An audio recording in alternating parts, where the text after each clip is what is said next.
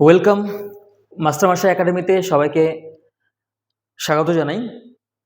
আমাদের আজকের আলোচনার টপিক হলো ভারতের সংবিধানের পটভূমি। ভারতবর্ষের সংবিধান আজকে আমরা যে রূপে এটাকে দেখতে পারছি সেটা কিন্তু একদিন বা দুদিনে সম্ভব হয়নি। যুগের পর যুগ ধরে বিভিন্ন ঘটনার মধ্য দিয়ে কালক্রমে কিন্তু আমরা আমাদের সংবিধানকে লিখিত আকারে পেয়েছি। আগে ইংরেজরা আসার পূর্বে, ইস্ট ইন্ডিয়া কোম্পানি আসার পূর্বে তখন ভারতবর্ষে দুটো গ্রন্থকে বিশেষ গুরুত্ব দেওয়া হতো। প্রথমে ছিল হচ্ছে মনুস্মৃতি। কি বললাম? মনুস্মৃতি।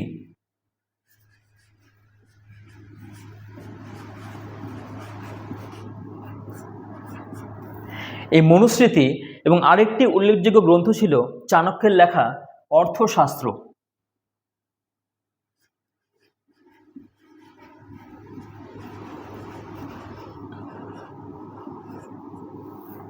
মনুস্মৃতি, অর্থশাস্ত্র, এই যে গ্রন্থগুলো, আগে তো সেরকমভাবে কোনো লিখিত সংবিধান ছিল না, সংবিধানই ছিল না। কি করা হতো তখন? মনুস্মৃতি, অর্থশাস্ত্রের মতো গ্রন্থগুলোকে সামাজিক ন্যায় বিধান হিসাবে মানা হতো। রাষ্ট্রনীতি কিভাবে পরিচালিত হবে, প্রজাদের কিভাবে শাসন করা হবে, সেই জন্য সাহায্য নেওয়া হতো অর্থশাস্ত্রের মতো গ্রন্থের। সেখানে রাজারাও মেনে চলতেন এবং তারাও তাদের প্রজাদের মেনে চলতে বাধ্য করতেন। অর্থাৎ তখন এক অর্থে বলা যেতে পারে যে মনুস্মৃতি এবং অর্থশাস্ত্র ভারতবর্ষে একটা সংবিধানের মতো কাজ করেছিল, একটা ন্যায় শাস্ত্র হিসেবে কাজ করেছিল। আজকে আমাদের আলোচনার বিষয় ভারতীয় সংবিধানের পটভূমিকা, ভারতীয় সংবিধান তৈরির পটভূমিকা।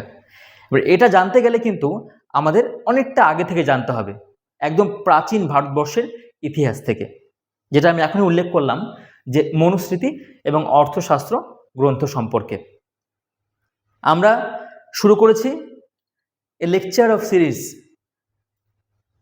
জেনারেল স্টাডিজের অন্তর্গত যা যা সাবজেক্ট রয়েছে, ইতিহাস, ভূগোল, সংবিধান, প্রত্যেকটা সাবজেক্টের আমরা টপিক ওয়াইজ ডিটেলস বিস্তারিতভাবে আমরা ভিডিও নিয়ে আসব। চলো শুরু করা যাক। সময়টা হচ্ছে 1600 খ্রিস্টাব্দে ইস্ট ইন্ডিয়া কোম্পানি রানী প্রথম এলিজাবেথের কাছ থেকে ভারতবর্ষে একচেটিয়া বাণিজ্য করার জন্য সেই অধিকার নিয়ে ভারতে পা রাখে। আমরা জানি যে তার আগে প্রায় 100 বছর আগে 1498 সালে ভাস্কো ডা গামা ভারতবর্ষ আসার পথ আবিষ্কার করেছেন, জলপথের পথ আবিষ্কার করেছেন। এবং তারপর যখন সবাই একরকম বুঝতে পেরেছে যে ভারতবর্ষ হচ্ছে ধনসম্পদে ভর্তি একটা দেশ, ওকে, তারপর থেকে কিন্তু বিভিন্ন রকম সবাই আসা শুরু করে ভারতবর্ষের মাটিতে ব্যবসায়িক উদ্দেশ্যে। যে একই কারণে এসেছিল কারা? পর্তুগিজরাও। 1600 সালের আসে হচ্ছে ইস্ট ইন্ডিয়া কোম্পানি রানী প্রথম এলিজাবেথের কাছ থেকে অনুমতি নিয়ে। প্রথম অর্থে তারা ভারতবর্ষে প্রবেশ করলেও তারা কিন্তু তাদের উদ্দেশ্য কিন্তু বাণিজ্যিক উদ্দেশ্যই ছিল, বাণিজ্য সম্পর্কিতই ছিল। কিন্তু পরবর্তীতে সেই বণিকের, যদি আমরা কবিগুরুর ভাষায় বলি, যে বণিকের মানদণ্ড শাসকের রাজদণ্ডে রূপান্তরিত হয়েছিল। আমরা আসছি আলোচনায় বিস্তারিত হবে। 1600 সালে ইস্ট ইন্ডিয়া কোম্পানি রানী প্রথম এলিজাবেথের কাছ থেকে ভারতবর্ষে ব্যবসা করার জন্য আসলো। আসার পর সময়টা হচ্ছে 1757 সাল। আমি কি বললাম? আমাদের আজকের টপিক ভারতীয় সংবিধান তৈরির পটভূমিকা, অর্থাৎ সংবিধানের সঙ্গে সম্পর্কিত যে সমস্ত বিষয়গুলো প্রয়োজনীয় সেগুলোই আমরা আজকে ক্লাসে আলোচনা করছি। 1757 সাল, আমরা জানি যে একটা ঐতিহাসিক যুদ্ধ এই সময় সম্পন্ন হয়, যার নাম হচ্ছে পলাশির যুদ্ধ। এই পলাশির যুদ্ধে কারা অংশগ্রহণ করেছিল সবাই জানি তো? নবাব সিরাজউদ্দৌলা। এই পলাশির যুদ্ধে সিরাজউদ্দৌলা হেরে যাওয়ার পর ইস্ট ইন্ডিয়া কোম্পানি তাদের তথা ইংরেজদের যে শাসন করার যে স্বপ্ন বা কর্তৃত্ব আদায়ের যে একটা ইচ্ছা, সেটা কিন্তু আস্তে আস্তে পূরণের পথে এগোতে থাকে। 1757 সালে সম্পন্ন হয় পলাশির যুদ্ধ। নবাব সিরাজউদ্দৌলা, যিনি স্বাধীন নবাব ছিলেন, পরাজিত হন ইংরেজরা জয়লাভ করেন। এবং ইংরেজরা জয়লাভ করার পর তার কয়েক বছর পরেই, সময়টা হচ্ছে 1764, এই সময় আরেকটি যুদ্ধ সম্পন্ন হয় যার নাম হচ্ছে বক্সারের যুদ্ধ।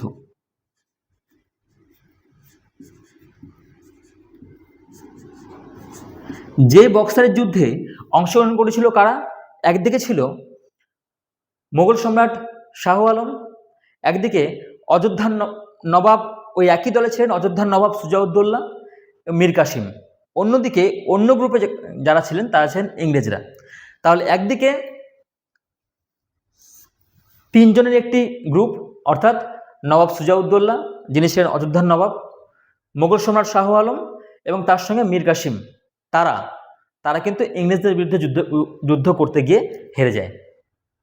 এবার তখন তারা হেরে যাওয়ার পর সেই যুদ্ধে যখন ইংরেজরা জয়লাভ করলো, তাতে করে কিন্তু সেক্ষেত্রে কি হচ্ছে, তারা কিন্তু 1765 সালে দেওয়ানি লাভের অধিকার পেল। কবে? 1765। এখন যেমন বলা হয় যে দিল্লি যার ভারত তার, তাই তো? তখনও এমনটা মনে করা হতো যে বাংলা, বিহার, উড়িষ্যা, এখানকার ক্ষমতা যার হাতে থাকবে গোটা ভারতবর্ষ তার।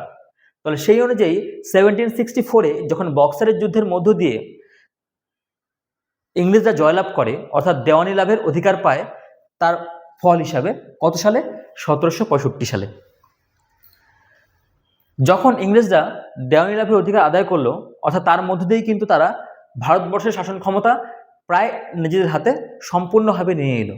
তাহলে দেখো, তারা এসেছিল ব্যবসায়িক উদ্দেশ্যে, এখন তারা আস্তে আস্তে শাসকে পরিগণিত হচ্ছে।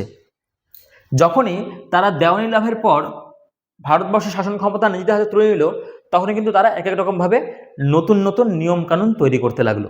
যেমন ফার্স্ট 1773 সালে তৈরি হয় রেগুলেটিং অ্যাক্ট।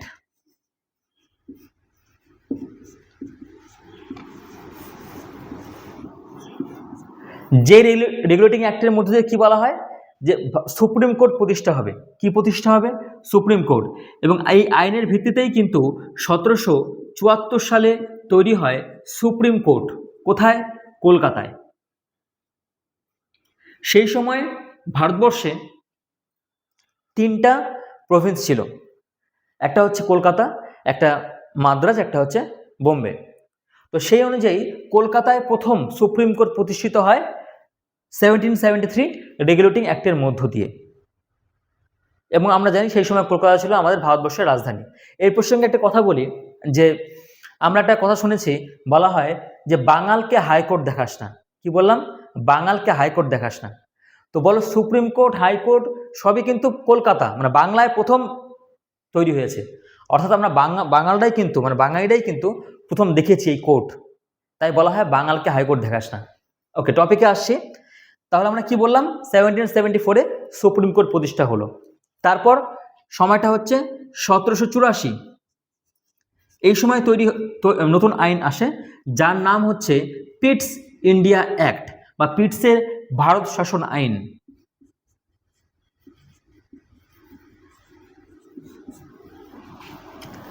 এখানে কি বলা হয়? এখানে বলা হয় যে এই 1773 সালে রেগুলেটিং অ্যাক্টের মধ্য দিয়ে যে সুপ্রিম কোর্ট তৈরি হয়েছিল, বা সেই সময় কিন্তু গভর্নর জেনারেলও নিয়োগ করা হয়েছিল। ওই 3টা প্রভিন্স যে ছিল তোমার কলকাতা, মাদ্রাজ, বোম্বে, তার মধ্যে কলকাতায় গভর্নর জেনারেল নিয়োগ করা হয়েছিল। এবং সেই গভর্নর জেনারেল নিয়োগ করার পর সেই 1784 পিটস ইন্ডিয়া অ্যাক্টের মধ্য দিয়ে কিন্তু কি করা হয়? বোর্ড অফ কন্ট্রোল তৈরি করা হয়। অর্থাৎ যারা ক্ষমতায়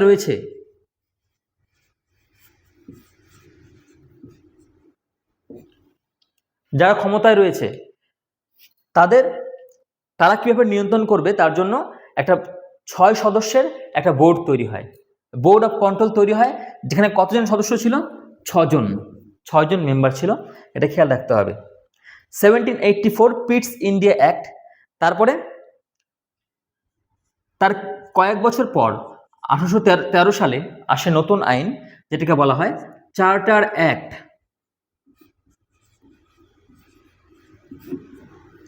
চার্টার অ্যাক্ট। এই আইনের মাধ্যমে কি বলা হয়? এখানে বলা হয় যে যারা খ্রিস্টান মিশনারি তারা ভারতবর্ষে খ্রিস্টান ধর্ম প্রচার করতে পারবে, অর্থাৎ খ্রিস্টান পাদ্রীদের ভারতবর্ষে খ্রিস্টান ধর্ম প্রচারের অনুমতি দেওয়া হয় 1813 চার্টার অ্যাক্টের মধ্য দিয়ে। পরীক্ষায় যদি এই 1813 সালের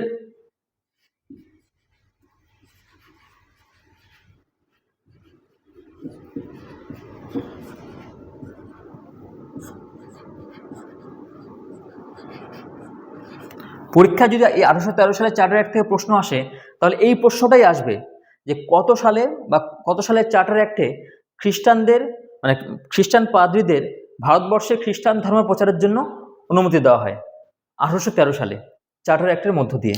ওকে, নেক্সট মনে রাখবে যে মোট 20 বছর পর পর 3টে চার্টার অ্যাক্ট তৈরি হয়েছিল। একটা 1813 1813, একটা হচ্ছে 1833 সাল, এটাও একটা চার্টার অ্যাক্ট।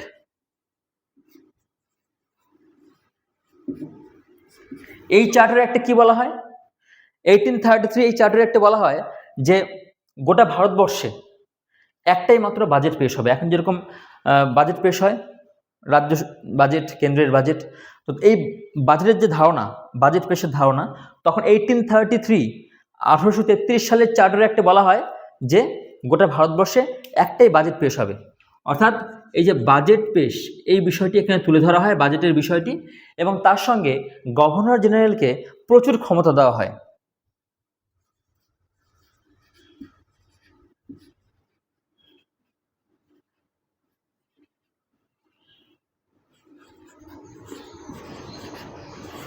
গভর্নর জেনারেলকে প্রচুর ক্ষমতা দেওয়া হয়। তার পরবর্তী 20 বছর পর আরেকটা চার্টার অ্যাক্ট আসে 1853 সাল। 1853 সালের এই চার্টার অ্যাক্টকে বলা হয়, এই চার্টার অ্যাক্টে কোন নিয়ম জারি করা হয়? এখানে বলা হয় যে সরকারি স্তরে কর্মী নিয়োগের পরীক্ষা, আমরা এখন যেরকম চাকরি পেতে গেলে আমাদের কি করতে হয়? পরীক্ষা দিতে হয়, পরীক্ষা পাশ করতে হয়। তো তেমনি তখন বলা হয় যে সরকারি স্তরে যদি কর্মী নিয়োগ করতে হয়, তাহলে সেই কর্মী নিয়োগ করতে হয় পরীক্ষার মধ্য দিয়ে। অর্থাৎ সরকারি স্তরে কর্মী নিয়োগের পরীক্ষা, এটা কিন্তু 1853 সালের চার্টার অ্যাক্টের মধ্য দিয়ে বিষয়টি তুলে ধরা হয়।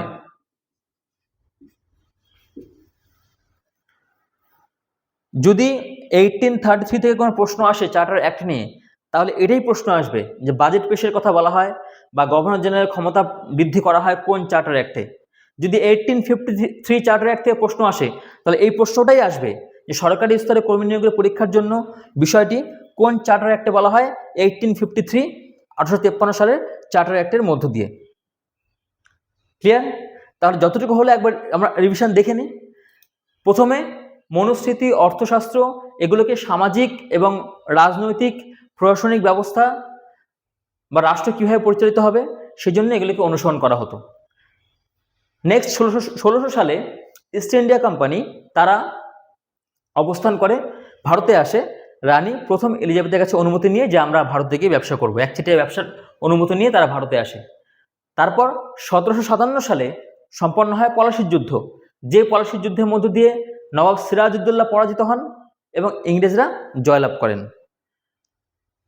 1764 সালে বক্সারের যুদ্ধ হয়, যে বক্সারের যুদ্ধে অংশগ্রহণ করেছেন হচ্ছে একদিকে নবাব মীর কাসিম, অযোধ্যার নবাব সিরাজউদ্দৌলা, মোগল সম্রাট শাহ আলম, এবং তাদের যে সম্মিলিত গ্রুপটা সেটা কিন্তু হেরে যায় কাদের কাছে? ইংরেজদের কাছে। এবং এইখানে এই বক্সারের যুদ্ধে ইংরেজরা জয়লাভের ফলেই তার 1 বছর পর 1765 সালে ইংরেজরা কিন্তু কি হলো? দেওয়ানি লাভের অধিকার পেল।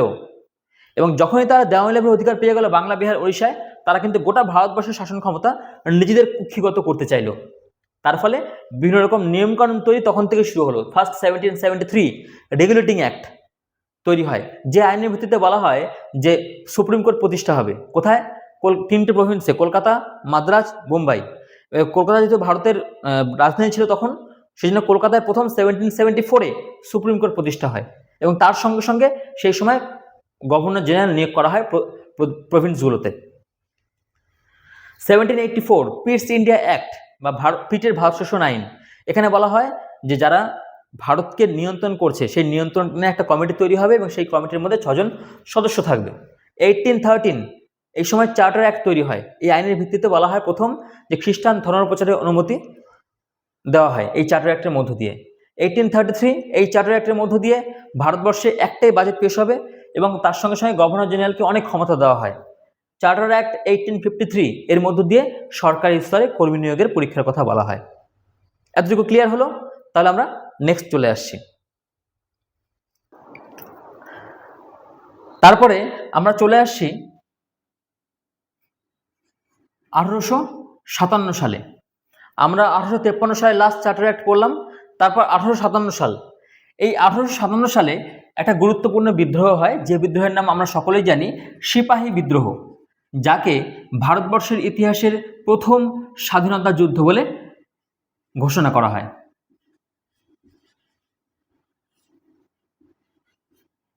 1857 এবার যখন সিপাহী বিদ্রোহ হলো সেই সময় তৎকালীন পরিস্থিতি কেমন ছিল? সেই সময় বিভিন্ন উপজাতি বিদ্রোহ, ছোট ছোট কৃষক বিদ্রোহ ভারতবর্ষের বিভিন্ন জায়গায় সংগঠিত হচ্ছে এবং সেটাই যখন আরো বিক্ষুব্ধ আকারে, আরো বড় আকারে সিপাহী বিদ্রোহ আকারে প্রকাশ পেল, তখন সেই খবরটা পৌঁছে গেল ব্রিটিশ পার্লামেন্টে। তখন তারা বুঝতে পারলেন যে এখনই ভারতীয়দের নিয়ন্ত্রণ করতে হবে, নয়তো ভারতের শাসনভার বা শাসন করার যে ক্ষমতা সেটা আমাদের হাতে থাকবে, আমাদের হাতের বাইরে চলে যাবে। তখন সেখান থেকে আসলেন কে? রানী ভিক্টোরিয়া। এবং ঘোষণা হলো 1858-এ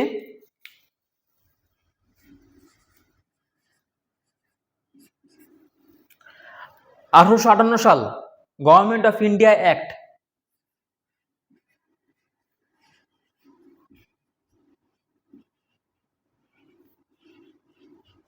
1858 এর মধ্যে দিয়ে কি হলো?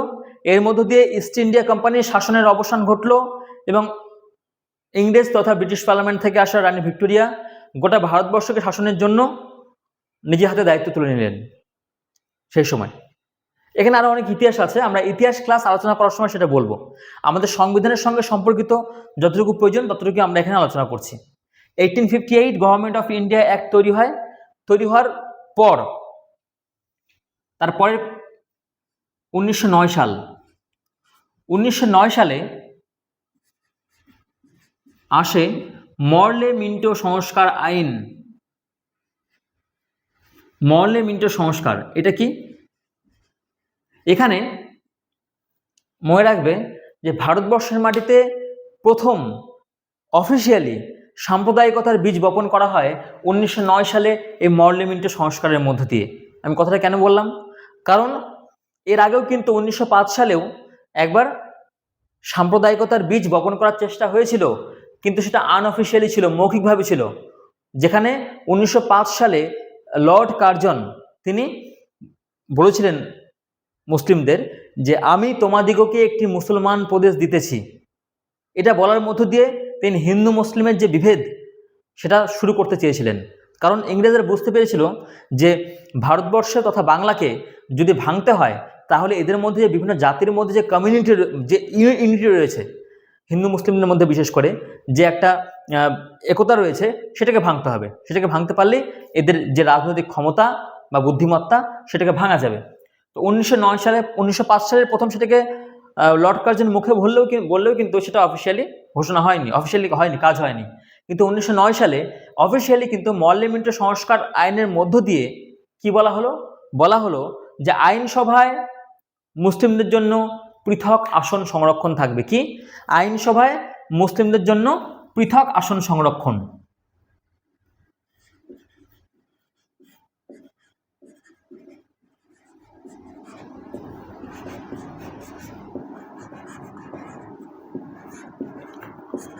উনিশশো 1909 সালে বলা হয়। মানে এতদিন পর্যন্ত কিন্তু কোনো ধর্মীয় ভেদাভেদ, জাতিগত ভেদাভেদ ছিল না। হিন্দু, মুসলিম, খ্রিস্টান, বৌদ্ধ জন সবাই সমান। কিন্তু 1909 সালে মরলে মিন্টো সংস্কারের মধ্যে দিয়ে এই ভেদাভেদটা কিন্তু শুরু করে দেওয়া হয়। নেক্সট 1919 আসে মন্টেগু চেমসফোর্ড সংস্কার আইন।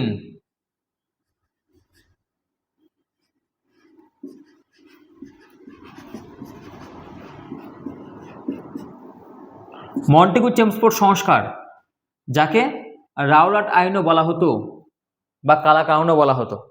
আচ্ছা, এই 1919 সালে এই মন্টেগু চেমসফোর্ডের মধ্যে দিয়ে কোন কোন বিষয় তুলে ধরা হলো? এখানে বলা হলো এই মন্টেগু চেমসফোর্ড সংস্কারের মধ্য দিয়ে আনা হলো bicameral legislature. I repeat, bicameral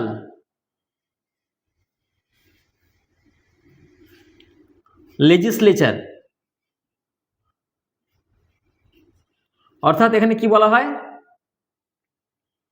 এখানে বলা হয় যে সমস্ত ক্ষমতাকে, মানে ভারতবর্ষের সমস্ত দায়িত্বগুলোকে কি করা হবে? দুটো পার্টে ভাগ করা হবে। একটা হচ্ছে সেন্ট্রালি, একটা প্রভিন্সিয়ালি। অর্থাৎ সেন্ট্রাল, কেন্দ্র, এবং প্রদেশ, এগুলোর মধ্যে ক্ষমতাগুলো ভাগ করা থাকবে, সেন্ট্রাল অ্যান্ড প্রভিন্স। অর্থাৎ দ্বৈত শাসন ব্যবস্থার যে ধারণা, সেটা কিন্তু এই 1919 সালে মন্টেগু চেমসফোর্ড সংস্কারের মধ্যে দিয়েই আসে। নেক্সট 1927 সালে সাইমন কমিশন ভারতে আসে। সাইমন কমিশন 1927 সালে ভারতে আসে, স্যার জন সাইমনের নেতৃত্বে তৈরি কমিটি। আচ্ছা, এদের কাজ কি ছিল বা এরা কেন এসেছিল? একটু প্রেক্ষাপটটা না বললে এটা অসম্পূর্ণ থেকে যাবে। 1927-এর আগে বেশ কিছু ইংরেজ বিরোধী আন্দোলন আমাদের দেশে সম্পন্ন হয়ে গেছে। তার মধ্যে হচ্ছে 1920-র অসহযোগ আন্দোলন গুরুত্বপূর্ণ, ঠিক আছে। তার আগে 1919 সালে জালিয়ানওয়ালাবাগ হত্যাকাণ্ডের মতো একটা নৃশংস হত্যাকাণ্ড হয়েছে। মানে সব মিলিয়ে এই সময় কিন্তু 1927-এর আগে কিন্তু ভারতবর্ষে একটা আইন শৃঙ্খলার মানে বিশৃঙ্খল পরিস্থিতি চলছে। তো তখন সাইমন কমিশনকে পাঠানো হয়েছিল যে ভারতের সাংবিধানিক সংস্কারের উদ্দেশ্যে, ভারতের সংবিধান সম্পর্কিত সংস্কারের প্রয়োজন রয়েছে, সেই জন্য স্যার জন সাইমনকে পাঠানো হয়। কিন্তু সমস্যাটা কোথায়? সমস্যাটা হচ্ছে যে জন সাইমন তিনি যে কমিটি তৈরি করেছিলেন, সেই কমিটিতে একজনও সদস্য ছিল না, একজনও ভারতীয় সদস্য ছিল না। ওকে, 2014 সালের ইউপিএসসি প্রিলিমিনারি, নেট থেকে দেখে নেবে, 2014 সালের ইউপিএসসি প্রিলিমস, এখানে এই প্রশ্নটা এসেছিল যে সাইমন কমিশনের প্রতি ভারতীয় নেতৃত্বরা কেন অসন্তুষ্ট ছিল? কারণ সেই কমিটিতে একজন সদস্য ছিল না। ওকে, এই প্রশ্নটা খুব ভালো করে মনে আছে আমার, কারণ 2014 ইউপিএসসি আমিও দিয়েছিলাম। ওকে, এই যখন সাইমন কমিশনের প্রতি অসন্তোষ প্রকাশ করা হয়, তখন সেখানে কালো পতাকা দেখা হয়, বলা হয় সাইমন গো ব্যাক। অর্থাৎ যে সাংবিধানিক সংস্কারের উদ্দেশ্যে সাইমন কমিশনকে পাঠানো হয়েছিল ভারতবর্ষের মাটিতে, সেটা ব্যর্থ হয়। নেক্সট 1927-এর পর 1935, এই 1935 সালে আসে কি? ভারত শাসন আইন।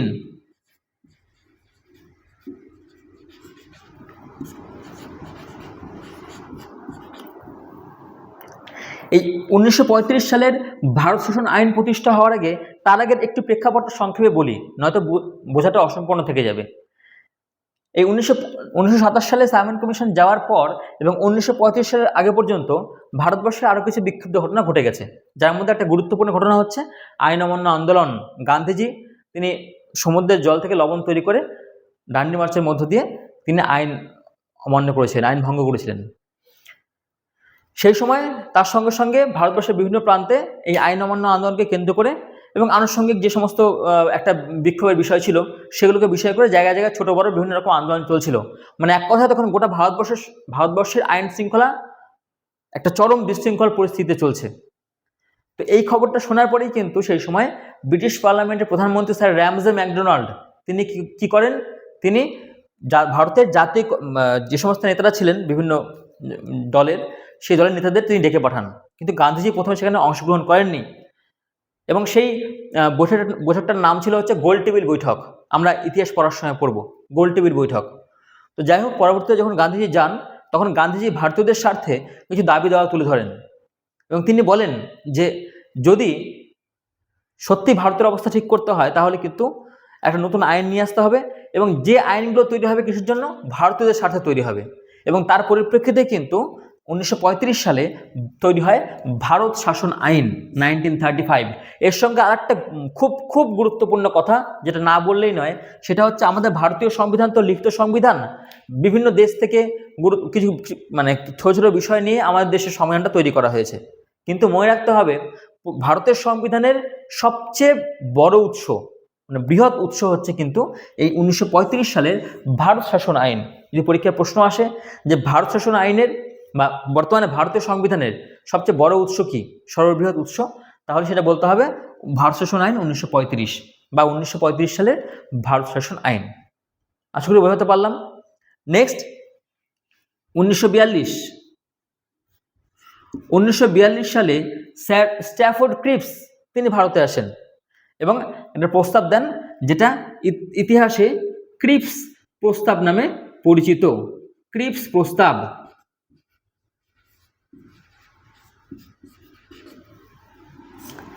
কি ছিল এই ক্রিপস প্রস্তাব?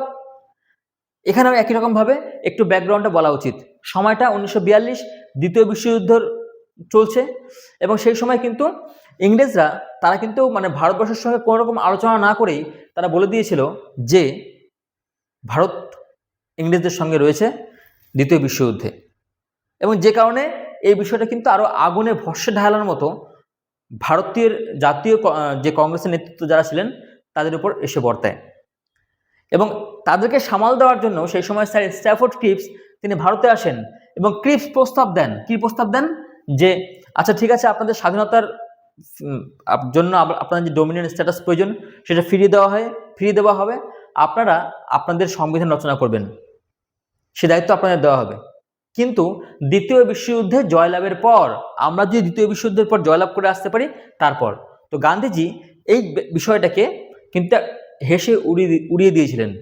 তিনি এটাকে কি হিসেবে আলোচনা করেছিলেন? তিনি এটাকে মানে কম্পেয়ার করেছিলেন যে এ পোস্ট ডেটেড চেক। এই ক্রিপস প্রস্তাবকে গান্ধীজি এ পোস্ট ডেটেড চেক বলে অভিহিত করেছিলেন। অর্থাৎ কি? পোস্ট ডেটেড চেক মানে ফেল হয়ে যাওয়া ব্যাংকের চেক। তুমি আজকে হয়তো কোনো চেক লিখে দিলে 1 কোটি টাকা, এবার সে ব্যাংকে গিয়ে টাকাটা তুলতে গেল, দেখলো ব্যাংক দেউলিয়া হয়ে গেছে, ব্যাংকে কিছুই নেই, ব্যাংক দেউলিয়া হয়ে গেছে, তাহলে তোমার চেকের দাম নেই। তাই একই রকমভাবে এই ক্রিপস প্রস্তাবকে কিন্তু গান্ধীজি এই পোস্ট ডেটেড চেক বা ফেল হওয়া ব্যাংকের চেকের সঙ্গে তুলনা করেছিলেন। কে? গান্ধীজি। এটা পরীক্ষায় এসছে বেশ কয়েকবার, আরও আসার সম্ভাবনা রয়েছে। নেক্সট 1946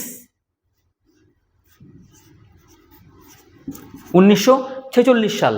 এই সময় ভারতবর্ষে আসে ক্যাবিনেট মিশন।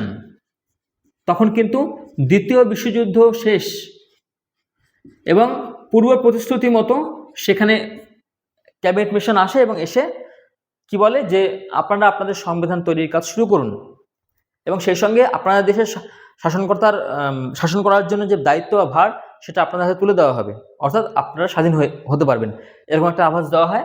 এবং 1946-এ ক্যাবিনেট মিশন এই প্রস্তাব দেয়, যার ফলশ্রুতি হিসেবে শুরু হয় কি গণপরিষদ নির্বাচনের জন্য। অর্থাৎ সংবিধান তৈরি করতে গেলে কি করতে হবে? গণপরিষদ তৈরি করতে হবে। আর গণপরিষদের সদস্য কারা কারা থাকবে তার জন্য ভোট করতে হবে। তাহলে কিন্তু সেই সময় গণপরিষদের নির্বাচন অনুষ্ঠিত হয়।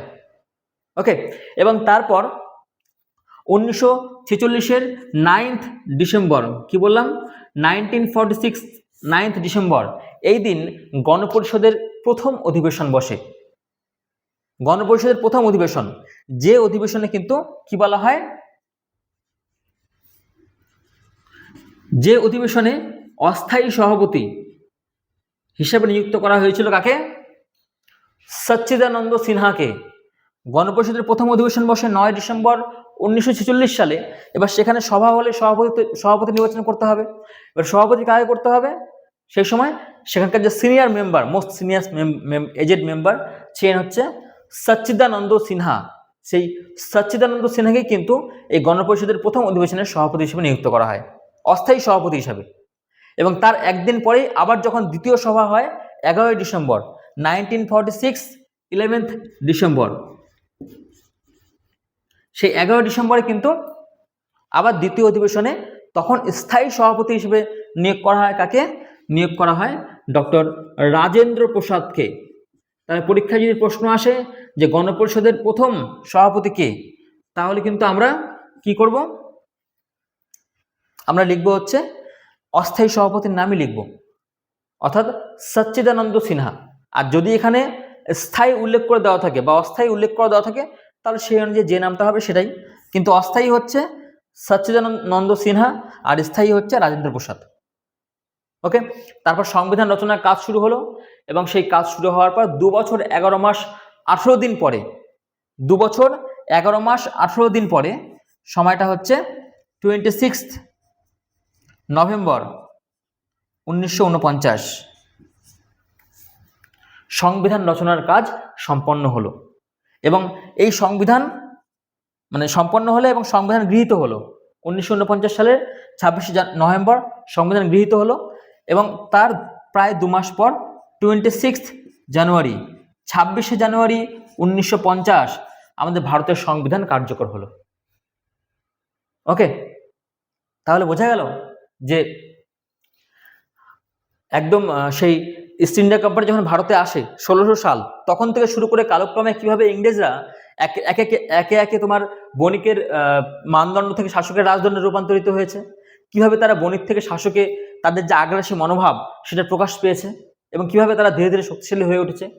আমরা কিন্তু সময় অনুযায়ী ক্রোনোলজি মেনটেন করে পরপর একদম বললাম, ঠিক আছে। তাহলে যতটুকু বললাম এই পার্টে একটু রিভিশন করে নিই। 1857 হয় সিপাহী বিদ্রোহ, যার ফলস্বরূপ 1858 রানী ভিক্টোরিয়া আসেন এবং তৈরি হয় গভর্নমেন্ট অফ ইন্ডিয়া অ্যাক্ট। তারপর 1909 সাল মল্লেমিন্টো সংস্কার, এই আইনের মধ্যে দিয়ে কিন্তু প্রথম বলা হয় যে আইনসভায় মুসলিমদের জন্য আলাদা আসন সংরক্ষণ থাকবে। অর্থাৎ এক্ষেত্রে আমরা বলতে পারি যে 1909 সালে মল্লেমিন্টো সংস্কারের মধ্যে দিয়েই কিন্তু ভারতবর্ষের ইতিহাসে প্রথম একটা সাম্প্রদায়িকতার বীজ বপন করা হয়েছিল। নেক্সট 1909 সালে মন্টেগু চেমসফোর্ড সংস্কার আইন, যার মধ্যে দিয়ে কিন্তু বাইক্যামেরাল লেজিসলেচার বা দ্বৈত শাসন ব্যবস্থা মতো ব্যবস্থা তৈরি হয়েছিল, যেখানে ক্ষমতাগুলো সেন্ট্রাল এবং প্রভিন্স এই দুভাগে ভাগ করে দেওয়ার কথা বলা হয়েছিল। 1927 সাইমন কমিশন ভারতে আসে স্যার জন সাইমনের নেতৃত্বে। ওকে, এবং তারপর সেখানে তারা যে উদ্দেশ্যে এসেছিল সাংবিধানিক সংস্কারের উদ্দেশ্যে, সেটা ব্যর্থ হয়। এবং নেক্সট 1935-এ তৈরি হয় ভারত শাসন আইন, সেটার প্রেক্ষাপটটা আমি বলেছি অলরেডি। 1942 ক্রিপস মিশন ভারতে আসে, তারা ক্রিপস প্রস্তাব দেয়। 1946 ক্যাবিনেট মিশন ভারতে আসে, এবং তাদের প্রস্তাব স্বরূপ 9 ডিসেম্বর 1946-এ গণপরিষদের প্রথম অধিবেশন সম্পন্ন হয়। সম্পন্ন হওয়ার পর 11 ডিসেম্বর সেকেন্ড অধিবেশনে স্থায়ী সভাপতি নিযুক্ত করা হয়, এবং 9 ডিসেম্বর প্রথম অধিবেশন সম্পন্ন হওয়ার দিন থেকে কি শুরু হয়, ভারতের সংবিধান রচনার কাজ, এবং যেখানে সময় লেগেছিল 2 বছর 11 মাস 18 দিন। 1949 সালের 26শে নভেম্বর ভারতের সংবিধান গৃহীত হয়, এবং তারপর 1950-এর 26শে জানুয়ারি ভারতের সংবিধান কার্যকরী হয়। তাহলে এই হচ্ছে আজকের ক্লাস। আমরা ভারতের সংবিধানের যে পটভূমিকা একদম ইস্ট ইন্ডিয়া কোম্পানির আসার থেকে শুরু করে নিয়ে 1950 26 জানুয়ারি পর্যন্ত পুরোটাই কিন্তু আমরা পড়লাম ক্রোনোলজি মেনটেন করে। প্রত্যেকে ক্লাসটা দেখবে, কোথাও বুঝতে অসুবিধা হলে কিন্তু অবশ্যই কমেন্টে জানাবে। তাহলে আজকের ক্লাস এতটুকুই থাকছে। ক্লাসটি ভালো লাগলে অবশ্যই কিন্তু লাইক, কমেন্ট আর শেয়ার করে দিও, আর একটু অপেক্ষা করো, আবার নেক্সট ভিডিও আসতে চলেছে মাস্টার একাডেমির পক্ষ থেকে। থ্যাংক ইউ সবাইকে, ভালো থেকো, এখনকার জন্য টাটা।